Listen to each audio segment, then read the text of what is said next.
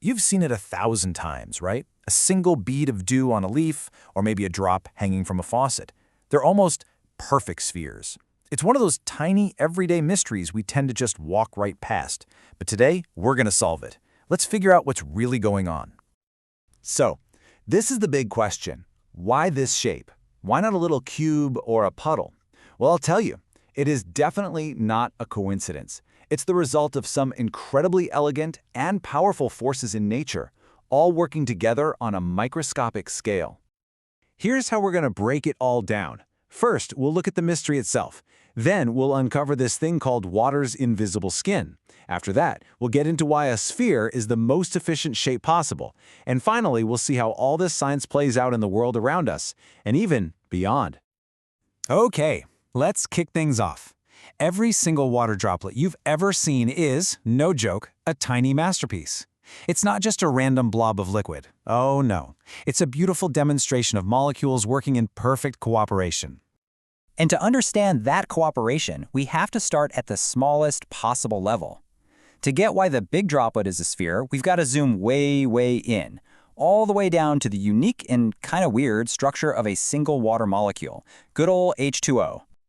So that brings us right to our next part, water's invisible skin.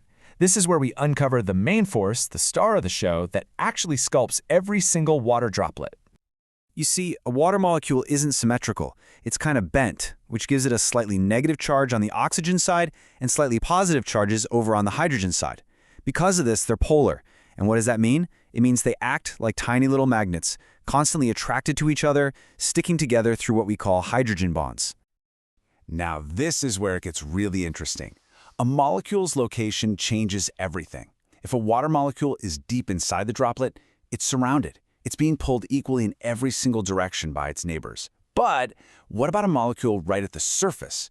It's got no neighbors above it, so it feels the strong, unified inward pull from all the molecules below and beside it. And that collective inward pull, that constant squeezing, creates what we call surface tension.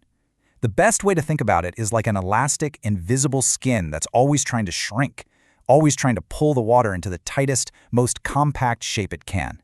It's not a real skin, of course, but a property created by all those molecular forces working together.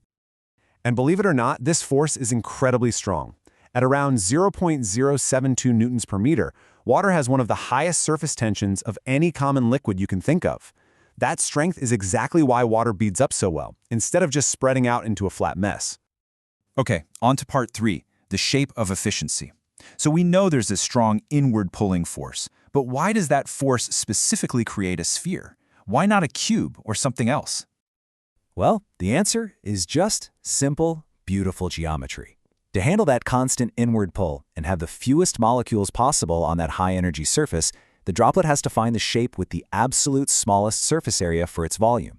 And mathematically, that shape is always, without fail, a sphere. Nature is just incredibly efficient. But of course, it's not quite that simple. The moment a droplet forms, that perfect spherical shape gets thrown into a constant tug of war with a bunch of other forces in its environment. The most obvious opponent, gravity. You've got surface tension pulling inward from all sides, trying its best to keep that perfect sphere. But at the same time, gravity's pulling the droplet's mass straight down, trying to squash it and flatten it out. So who wins this fight? Well, scientists have a handy tool for this called the bond number. Basically, if that number is less than 1, like in a tiny droplet of morning mist, surface tension wins, hands down, and the drop is almost perfectly round.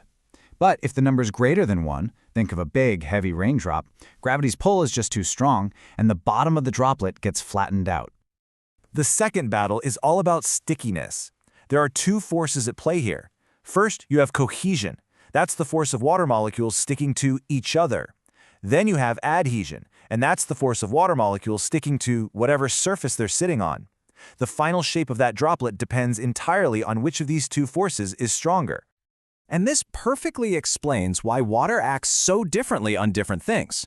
On a hydrophobic or water-repelling surface like a lotus leaf, cohesion is way stronger. The water wants to stick to itself more than the leaf, so it pulls into a tight, round bead.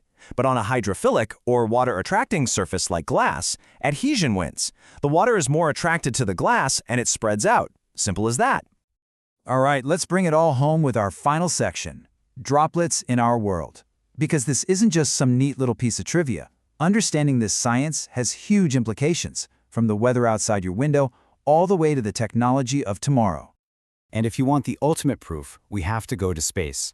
Aboard the International Space Station, there's no gravity to interfere, so surface tension is the undisputed king. Astronauts can create these amazing floating globes of water that are perfect, flawless spheres. It's a pure demonstration of the physics we've just been talking about.